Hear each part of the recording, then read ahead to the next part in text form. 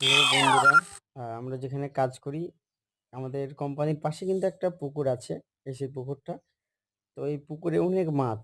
পাহাড় এলাকায় ছোট ছোট পুকুর থাকে, ছোট ছোট গর্ত থাকে, যেগুলা বর্ষার সময় পানিতে ভরে যায়, ওগুলাতে অনেক মাছ থাকে। তো আজকে আমরা সবাই বন্ধুরা মিলে মাছ ধরছি 2টা মশারি নিয়ে।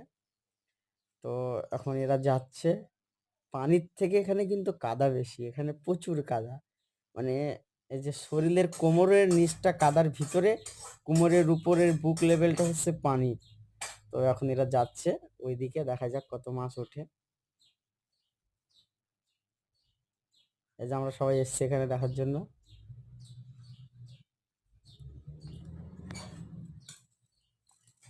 এখানে কোনো ভয় নেই, সাপের বা এসবের কিছু ভয় নেই। তবে এই পুকুরটাতে কচ্ছপ আছে 4টা, কচ্ছপগুলো ধরতে পারিনি আমরা।